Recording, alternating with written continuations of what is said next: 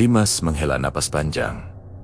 Asap rokoknya menyaru dengan udara dingin di Tawangmangu. Sudah pukul 12 kurang 15 malam. Angin lawu yang menusuk tulang membuat Dimas semakin gelisah menanti 3 rekannya. Malam ini bukan malam biasa. Ini adalah malam 1 Suro. Waktu keramat bagi Gunung Lawu, jalur pendakian yang dikenal penuh mistis. Tak lama kemudian, sebuah taksi berhenti mendadak. Bima muncul pertama. Tubuh jangkungnya hampir tertelan ransel besar. Di belakangnya, Risa dengan jaket merahnya, sibuk memeriksa kamera. Dan terakhir, Santi, yang paling tenang di antara mereka.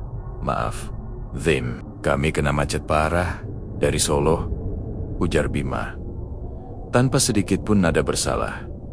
Dimas mendengus. Macet? Sudah tahu kita mau mendaki Suro? Seharusnya datang lebih awal. Kita sudah buang waktu 1 jam lebih. Kita harus segera ke pos perizinan Candi Cito. Risa berusaha menengahi. Santai saja, Dim. Kita sepakat naik Lawu di malam Suro karena ingin pengalaman, bukan balapan. Lagi pula, Bima sempat dengar desas-desus kalau pasar setan di Hargodalam malam ini sedang buka. Katanya sambil tersenyum geli. Santi menggeleng pelan. Ia mengeluarkan sepaket bunga 7 rupa dari tasnya. Kita tidak mencari hal aneh-aneh. Ingat, niat kita murni mendaki. Kita permisi pada penunggu Lawu, tidak lebih, ujar Santi tegas. Sikap Santi yang selalu menjunjung tinggi etika pendakian adalah hal yang paling Dimas hargai. Mereka bergegas menuju pos perizinan. Suasana di pos terasa sangat hening. Hanya ada 2 orang petugas dan beberapa peziarah yang membawa bungkusan kain, bukan tas carrier. Petugas yang mencatat nama mereka, seorang pria tua dengan mata tajam, menatap Bima dengan penuh selidik. Lawu bukan tempat main-main, nah. Apalagi malam ini. Di atas, banyak yang sedang mencari berkah atau nyelameti. Kalian harus ingat pesanku, kata petugas itu serius. Jika kalian mendengar keramaian Mensium Wan Sidupa atau melihat bayangan, jangan pernah menyapa dan jangan pernah menoleh ke belakang. Kalian harus fokus ke depan. Kami mengerti, Pak, jawab Dimas. Satu hal lagi, bisik petugas itu, suaranya hampir tak terdengar. Kalau ada teman kalian yang mendadak merasa berat seperti ada yang ikut, jangan coba-coba lanjut. Turunkan segera. Itu bukan tanda kelelahan. Peringatan itu terasa dingin. Lebih dingin dari suhu Lawu saat itu. Pukul 12:30 malam, mereka mulai memasuki gerbang pendakian. Mereka mengambil jalur Candi Cito. Jalan setapak yang licin karena embun segera mereka pijak. Hanya diterangi oleh cahaya headlamp yang minim. Baru sekitar 30 menit berjalan, Dimas tiba-tiba berhenti. Ia mengangkat tangan, memberi isyarat kepada tim di belakangnya. Kalian cium bau ini? Tanya Dimas. Bau itu perlahan menyebar. Wangi kembang kenanga bercampur menyan yang sangat pekat. Seolah ada sesajen besar di dekat mereka. Namun, di sekeliling mereka hanya ada pepohonan dan semak belukar yang gelap. Ya Tuhan, secepat ini, bisik Risa, menggenggam erat tasbih di tangannya. Fokus pada langkah kita. Tidak usah dibahas, perintah Santi. Suaranya menenangkan namun tegang. Mereka kembali melangkah, berupaya mengabaikan bau mistis yang menusuk hidung. Namun, ketegangan sudah merayap di benak masing-masing saat melewati sebuah batu besar yang bentuknya aneh. Headlamp Dimas yang baru diisi baterai mendadak mati. Gelap total, ganti headlamp cadangan. Seru Bima. Tepat saat Dimas merogoh tasnya, samar-samar terdengar suara tawa perempuan yang melayang dari arah jurang. Suara itu halus, nyaris seperti bisikan, tetapi terasa sangat dekat. Hati-hati kawan, perjalanan kalian masih jauh.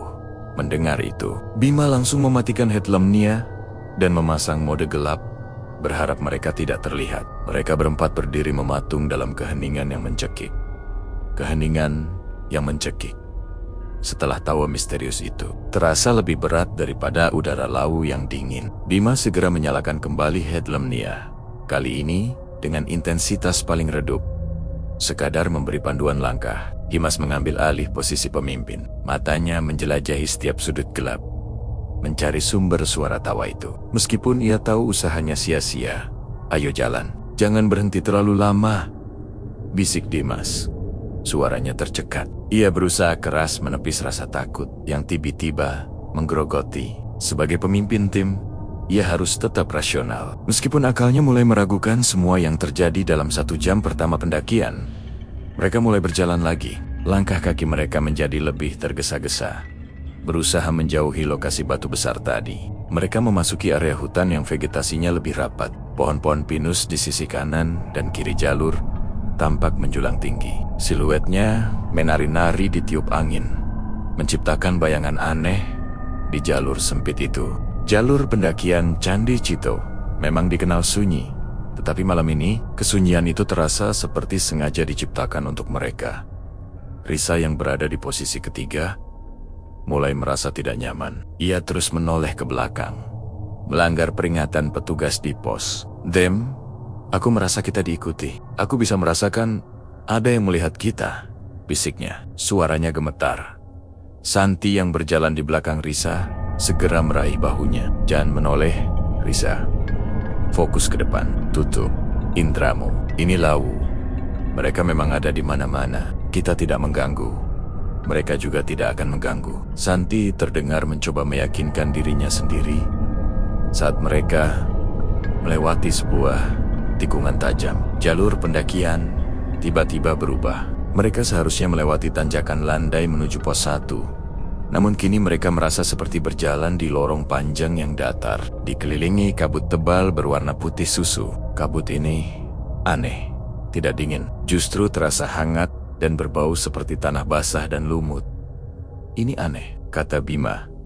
"Seingatku, tidak ada jalur sedatar dan sepanjang ini setelah batu tadi. Kita sudah berjalan hampir setengah jam di lorong ini." Dimas mengeluarkan peta dari saku celananya, tetapi kabut tebal itu membuatnya sulit melihat. Ia bahkan tidak bisa melihat Santi dan Risa yang hanya berjarak 2 meter di belakangnya. Cahaya headlamp mereka hanya membentuk bola kecil yang tak mampu menembus kabut. "Kita harus tetap maju. Jangan tercerai-berai. Jaga jarak.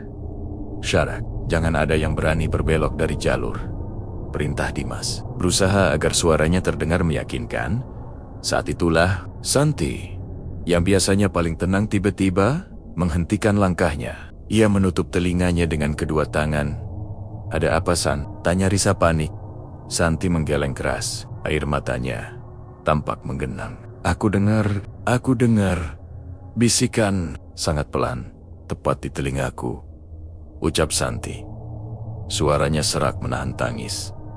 Dimas dan Bima segera mendekat. Mereka berdua tidak mendengar apa-apa selain desau angin dan gemerisik daun yang samar.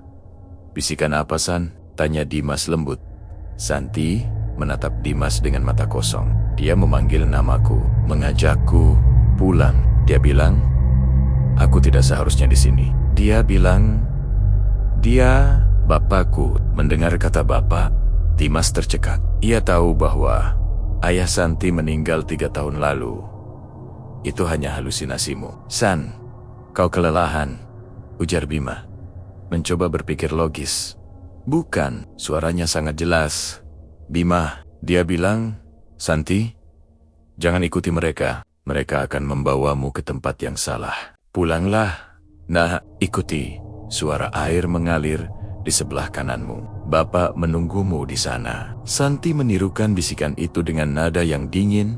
Dimas segera memeluk Santi, berusaha meredakan kepanikannya. Ia ingat pesan petugas pos. Jika ada yang merasa berat atau ada yang ikut, segera ajak turun. Kita istirahat sebentar. "Risa, berikan minum." "Bima, cek jalur kita di GPS," perintah Dimas. Bima mengeluarkan ponselnya. Layar GPS menunjukkan tanda panah mereka masih berada di luar jalur. Padahal mereka merasa jelas-jelas mengikuti jalan setapak. "Dim, kita keluar dari peta. Seharusnya kita sudah melewati pos 1, seru Bima. Nada paniknya tidak lagi bisa disembunyikan. Tiba-tiba, kabut hangat itu berputar kencang, dan tepat di depan Dimas muncul sesosok bayangan tinggi hitam tanpa wajah, berdiri kaku. Bayangan itu tidak bergerak, tetapi aura dingin yang dipancarkannya menembus kabut. Seketika membuat seluruh tubuh Dimas kaku, tak bisa bergerak. Bajanggan tinggi hitam yang muncul tiba-tiba di hadapan Dimas membuat waktu seolah berhenti. Dimas tidak bisa bergerak, bahkan untuk menarik napas. Ia hanya bisa menatap sosok menjulang itu, yang kini mulai bergerak sangat perlahan, seolah memindai setiap anggota tim. Santi yang masih gemetar dalam pelukan Dimas tiba-tiba menjerit tertahan. Dia, Punto, dia bukan Bapak, dia. Matanya merah mendengar teriakan Santi. Bima segera menarik napas dalam-dalam, mengumpulkan keberanian yang tersisa. Bima memang dikenal paling arogan, tetapi juga paling impulsif. Ia mengacungkan tongkat trekking ke arah bayangan itu. "Pergi, kami tidak mengganggu. Kami hanya lewat," teriak Bima. Ajaib. Tepat setelah Bima berteriak, bayangan itu lenyap seketika, seolah ditarik paksa ke dalam kabut putih susu yang mengelilingi mereka. Namun, hilangnya bayangan itu tidak membawa ketenangan, justru digantikan oleh hawa panas yang tiba-tiba menyelimuti tubuh mereka. "Panas sekali. Kenapa jadi begini?" Risa Menggelu. Ia segera melepaskan jaketnya. Dimas memaksa dirinya bergerak. Ia menyadari sesuatu yang lebih menakutkan dari bayangan tadi. Perubahan suhu yang drastis dan kabut yang berbau amis. Ia segera menarik Risa, mencegahnya melepaskan pakaian terlalu banyak. "Jangan buka jaket. Ini bukan lau. Ini tipuan. Dingin atau panas yang kalian rasakan, itu semua hanya ilusi." Dimas berteriak, berusaha menyadarkan Tumantemonnya yang kini mulai tampak kebingungan dan kelelahan yang tidak wajar. Bima terlihat paling parah. Ia terduduk di tanah. Wajahnya pucat pasi dan keringat dingin membasahi pelipisnya. "Aku tidak kuat, Dim. Tubuhku berat sekali. Rasanya seperti menahan beban 2 karung beras di punggungku," rintih Bima. "Ini benar kata petugas. Ada yang ikut," seru Risa panik. Dimas segera teringat peringatan. Jika ada anggota yang merasa berat, segera ajak turun. Tetapi mereka bahkan tidak tahu pasti di mana posisi mereka berada. GPS Bima sudah tidak berfungsi lagi, dan lorong kabut itu seolah tak berujung. Santi tiba-tiba berdiri tegak. Matanya yang sebelumnya tampak ketakutan, kini berubah menjadi sorot mata yang kosong dan dingin. Ia menunjuk ke arah sebelah kanan lorong, ke arah rerimbunan yang gelap. Di sana, jaraknya hanya 15 langkah. Ada warung, ada kopi panas, dan ada bapak di sana, ucap Santi dengan nada datar. Bukan lagi suara dirinya. Dimas menoleh ke arah yang ditunjuk Santi. Ia melihat samar-samar melalui celah kabut yang sebentar-sebentar berputar sebuah gubuk kecil dengan lampu minyak yang redup. Dari gubuk itu tercium aroma kopi yang sangat harum dan wangi tembakau kretek. Godaan itu terasa begitu kuat, menjanjikan kehangatan dan istirahat yang sangat mereka butuhkan. "Itu warung Bo Iem. Lau memang punya warung di jalur pendakian," seru Bima. Matanya berbinar penuh harap. Ia berusaha berdiri, melupakan rasa berat di punggungnya. Dimas tahu, di jalur Candi Cito tidak ada warung di bagian bawah seperti ini. Warung legendaris Mbok Yim baru ada di dekat puncak, di Hargo Dalam. "Jangan mendekat. Itu bukan warung," teriak Dimas. Ia segera menarik Santi yang sudah berjalan 2 langkah menuju gubuk. Saat Dimas menarik Santi, Santi meronta keras. Kekuatannya jauh melebihi gadis biasa. Matanya memancarkan amarah yang aneh.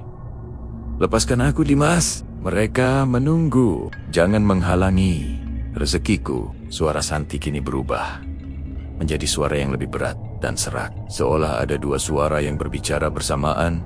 Di saat bersamaan, Risa menherit. Ia menunjuk ke arah tanah di bawah kaki mereka. Kabut tipis yang menyelimuti tanah mulai tersingkap, memperlihatkan tanah merah yang basah. Tetapi di sana terdapat jejak kaki telanjang yang ukurannya jauh lebih besar dari kaki manusia normal. Jejak itu mengarah tepat ke warung ilusi tersebut. "Itu jejak apa?" tanya Risa. Suaranya sudah menjadi isakan. Dimas tahu ia harus mengambil tindakan cepat. Ia ingat kisah yang sering diceritakan para pendaki Lawu. Pasar setan sering muncul sebagai warung atau pasar tradisional yang ramai, dan siapapun yang tergoda masuk akan terjebak selamanya. Warung ini adalah jebakan, sebuah gerbang kabut yang memisahkan mereka dari jalur sesungguhnya. Dengan sisa tenaga, Dimas mendorong Santi ke pelukan Bima yang masih setengah sadar. Dimas meraih tas Bima dan mengeluarkan sebotol air mineral yang sudah didoakan oleh pemuka agama sebelum mereka berangkat. Semua tutup mata. Risa, Bima, pegang aku. Santi, kumohon sadarlah. Dimas membuka tutup botol air itu, menguatkan hati, dan mulai menyiramkan air dingin itu ke wajah Santi. Sambil mengucapkan kalimat penolak bala yang ia hafal dari kakeknya, tepat saat air itu mengenai wajah Santi, gubuk lampu minyak itu berkedip-kedip kencang. Bau kopi yang harum tiba-tiba berubah menjadi bau darah amis yang sangat menyengat, dan tawa perempuan yang mereka dengar di bab 1 kini terdengar sangat dekat, tepat di atas mereka. Menjadi tawa panjang melengking yang memekakan telinga. Tawa melengking yang memekakan telinga itu datang dari segala arah, menciptakan resonansi yang terasa menusuk ke dalam rongga dada. Begitu air doa menyentuh wajah Santi, ilusi warung kopi di balik kabut segera pecah. Gubuk itu tidak lenyap, tetapi wujudnya berubah total. Dinding kayunya menjadi lapuk, lampu minyaknya padam, dan atapnya tampak bolong. Seperti bangunan tua yang ditinggalkan puluhan tahun, bau amis darah yang menyengat dan busuk kini menguasai udara. Santi meronta-ranta dengan kekuatan yang mengerikan, mendorong Bima hingga ia tersungkur. "Kalian menghancurkan perjanjianku. Kalian merusak jamuan mereka. Aku akan tinggal di sini. Kalianlah yang harus pergi," teriak Santi. Suaranya kini sepenuhnya didominasi oleh nada berat dan serak. Risa menjerit histeris. Air matanya bercampur keringat. Ia menarik-narik lengan Dimas. "Dimas, kita lari. Ini bukan Santi. Dia kerasukan." Dimas tahu mereka tidak bisa meninggalkan Santi, tetapi juga tidak bisa berlama-lama di dalam pusaran energi negatif ini. Ia harus mengeluarkan entitas itu. Dimas menarik napas, memejamkan mata sejenak, dan mengingat semua wejangan kakeknya tentang tata krama dan cara mengusir penghuni gunung. Dimas kembali menyiramkan air doa yang tersisa. Kali ini langsung ke yuban-yuban Santi. Air dingin itu seketika memicu reaksi yang lebih keras. Santi kejang, matanya melotot, dan dari mulutnya keluar suara geraman rendah, seperti suara binatang buas yang terluka. Bersamaan dengan itu, angin kencang yang aneh tiba-tiba berpusar di sekitar mereka. Angin itu dingin dan berbau tanah kering, berlawanan dengan kabut hangat sebelumnya. Pusaran angin itu membawa debu dan daun-daun kering, menciptakan badai lokal yang membatasi pandangan mereka. Hingga hanya 1 meter, Bima yang terlempar segera bangkit. Meskipun tubuhnya terasa berat, ia menyadari bahaya yang mengancam. Ia meraih lentera kecil di ranselnya, menyalakannya, dan membaca doa-doa yang ia ingat dengan suara lantang. Mengabaikan ketakutan, "Risa, terus doakan Santi. Aku bantu. Dimas pegang dia," perintah Bima. Nadanya kini tegas. Dimas dan Bima bekerja sama menahan tubuh Santi yang meronta. Kekuatan Santi saat dirasuki terasa seperti menahan 2 pria dewasa. Dimas kembali membacakan kalimat penolak bala sambil memegangi kepala Santi agar air itu meresap. "Kami permisi. Kami tidak mengganggu. Kami hanya ingin melanjutkan perjalanan kami. Lepaskan teman kami!" Dimas berteriak. Suaranya serak melawan deru angin. Tepat di puncak teriakan Dimas, pusaran angin itu mencapai puncaknya. Dari atas rerimbunan pohon, terdengar suara tawa melengking itu lagi. Kini disertai rintihan-rintihan lirih. Seolah ada banyak entitas yang marah karena mangsanya dilepaskan. Santi tiba-tiba terdiam. Tubuhnya lunglai. Bima dan Dimas menangkapnya agar tidak jatuh. Tubuh Santi kini dingin. Suhunya turun drastis. Namun, belum sempat mereka bernapas lega, Risa menjerit lagi. Kali ini, ia menunjuk ke arah gubuk ilusi yang kini tampak lebih menyeramkan. Di ambang pintu gubuk yang gelap itu, muncul 3 pasang mata merah, menyala, bergerak perlahan, seolah sedang mengamati. Mereka datang untuk kita semua. Tangis Risa, ia sudah jatuh terduduk di tanah. Dimas sadar, mereka sudah terlalu lama berada di dimensi jebakan ini. Ia harus segera menemukan jalur yang benar. Ia menarik napas, memegang erat kalung liontin yang selalu ia kenakan. Kita lari sekarang. Kita kembali ke tempat terakhir. Kita yakin berada di jalur. Mundur, perlahan, perintah Dimas. Ia memapa Santi. Bima menarik Risa.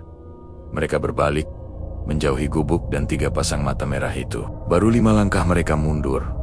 Pusaran angin hitam itu mereda secepat ia datang. Dan kabut putih susu kembali menyelimuti mereka. Mereka terus berjalan mundur, hingga Dimas merasakan sesuatu yang keras dan familiar menyentuh kakinya. Amenunduk. Itu adalah batu besar berbentuk wajah manusia yang mereka lewati di bab 1. Mereka telah berputar-putar dalam lingkaran ilusi yang dibuat oleh penunggu Lawu, tepat di area antara batu keramat dan pos 1. Mereka kembali ke titik awal. Syukurlah kita kembali. Seru Bima lega. Tiba-tiba, Santi yang dipapah Dimas berbisik. Suaranya kembali normal, tetapi penuh ketakutan. Dimas, punggungku, ada yang hilang. Dimas menoleh ke belakang Santi. Tidak ada yang hilang. Ia bingung. Santi kembali berbisik. Kini dengan air mata yang mengalir. Bukan di tas, tapi di sini. Santi menunjuk punggung Bima yang sedang berdiri di sampingnya. Di punggung Bima, yang sejak tadi mengeluh, terasa berat. Kini tampak jelas jejak 5 cakaran besar dan panjang tercetak di jaketnya. Seolah ada sesuatu yang tadi mencengkeramnya erat-erat sebelum dilepaskan. Melihat jejak 5 cakaran di punggung jaket Bima, kengerian yang baru saja mereda kembali menusuk. Jejak itu begitu nyata. Sobekan tebal pada kain jaket parasut tebal. Seolah ada kuku tajam yang mencengkeramnya erat-erat sepanjang perjalanan di lorong kabut. Bima sendiri terdiam, lidahnya kelu. Ia hanya bisa meraba bagian punggung jaketnya. Sialan, itu yang membuatku merasa berat, desis Bima. Wajahnya memerah menahan amarah bercampur rasa takut yang amat sangat. Dimas segera mengambil keputusan. Tujuan pendakian telah berubah 180 derajat. Mereka harus segera turun. Malam Suro Lawu sudah memberikan pelajaran yang terlalu mahal. Mereka tidak peduli lagi harus melewati pos perizinan atau tidak. Yang penting mereka selamat.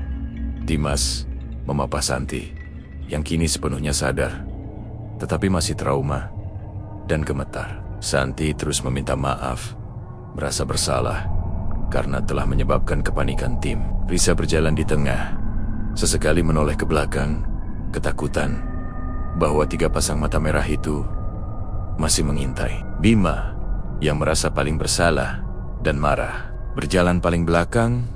Mereka mulai menuruni jalur Candi Cito. Setelah kembali ke jalur yang benar, pemandangan hutan pinus kembali menyambut mereka. Tetapi kini suasananya terasa berbeda. Hutan itu terasa sangat sunyi. Bahkan suara jangkrik pun seolah bungkam. Mereka tidak lagi mencium bau menyan atau kembang, tetapi udara di sekitar mereka terasa dingin yang tak wajar, seperti dingin yang membekukan darah. Pukul menunjukkan hampir pukul 3 pagi.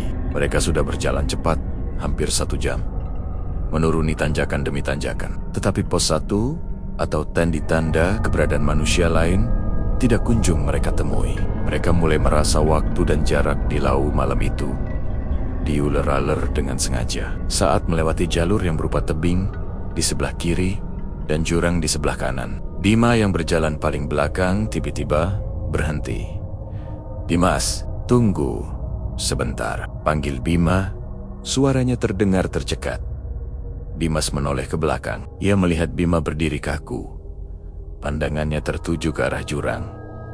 "Ada apa lagi, Bim?" tanya Dimas dengan nada lelah. Bima menunjuk ke bawah jurang, di mana gelapnya malam bercampur dengan kabut tebal, membuat apapun di sana sulit terlihat.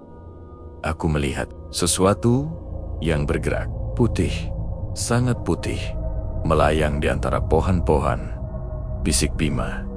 Risa dan Santi tidak berani melihat. Dimas memaksa matanya menembus kegelapan. Ia tidak melihat sosok putih, tetapi ia melihat sehelai kain putih panjang yang berkabar-kibar di antara pepohonan. Kain itu tampak bersih, kontras dengan kegelapan hutan. "Itu hanya kain, Bim, atau plastik bekas pendaki," ujar Dimas, mencoba berpikir rasional. "Bukan, Dim. Kain itu tidak menyentuh tanah. Dan aku dengar suara tangisan. Suara perempuan yang menangis pelan," kata Bima. Tubuhnya mulai gemetar lagi. Suara tangisan itu memang samar-samar terdengar, mengalun lembut di bawah angin, menciptakan melodi kesedihan yang mencekam di tengah malam buta.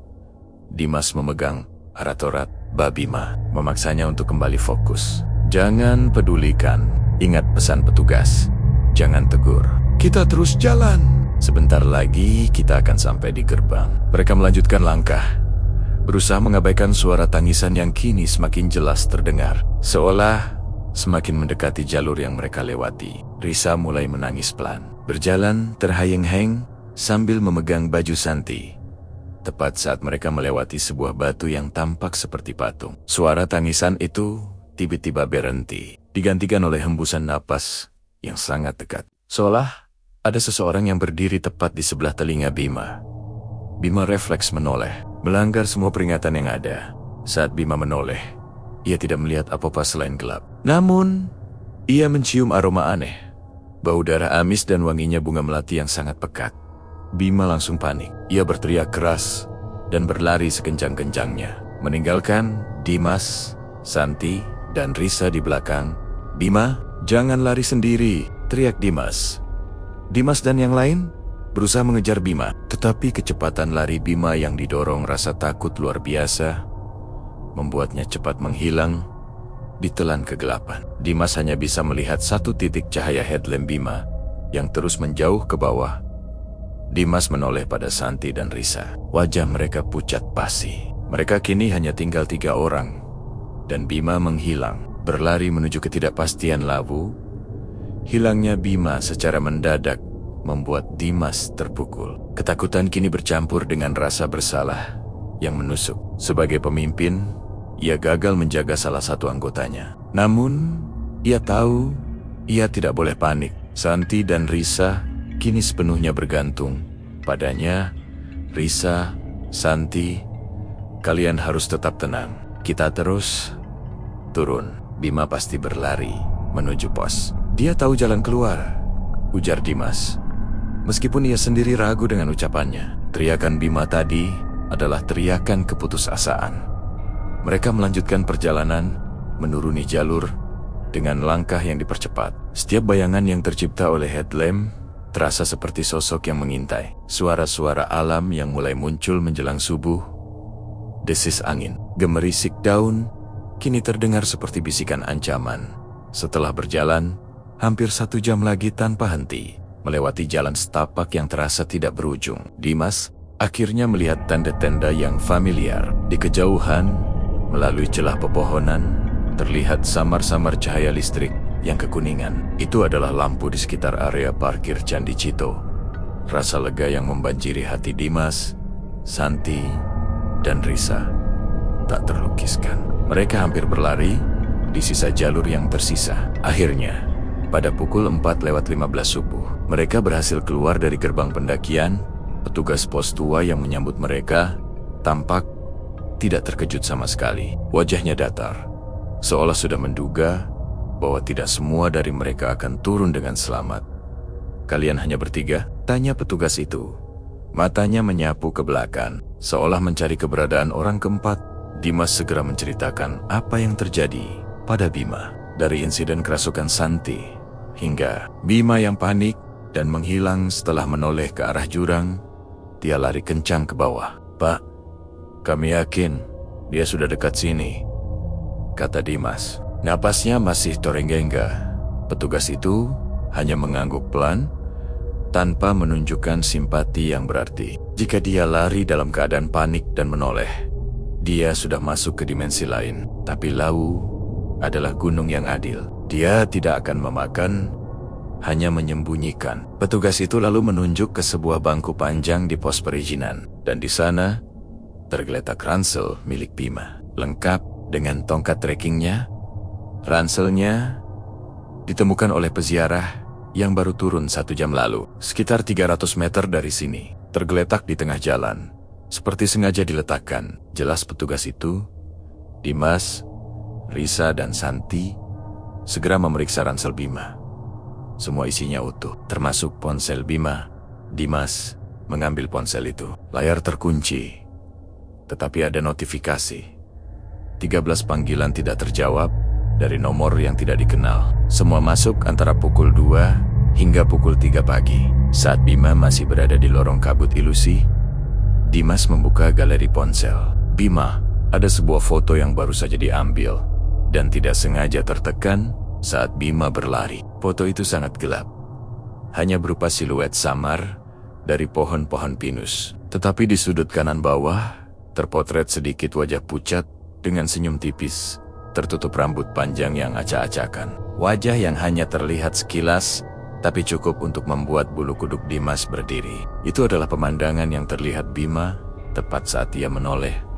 Tiba-tiba, Risa yang sedang memegang jaket Bima mengeluarkan sesuatu dari saku jaket yang sobek karena cakaran. Itu adalah sebuah koin kuno berwarna perak kusam dengan ukiran aksara Jawa kuno.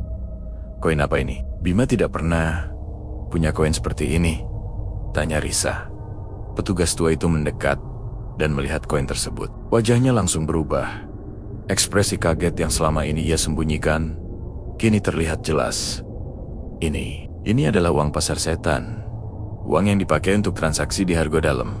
Siapapun yang membawa ini turun, berarti dia sudah membeli sesuatu di sana, bisik petugas itu. Suaranya mengandung ketakutan.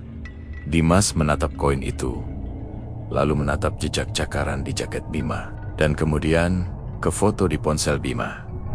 Bima tidak hilang. Ia ditukar. Ia mungkin mendapatkan apa yang ia cari, penggalaman unik. Suro tetapi harus membayar dengan harga yang mahal.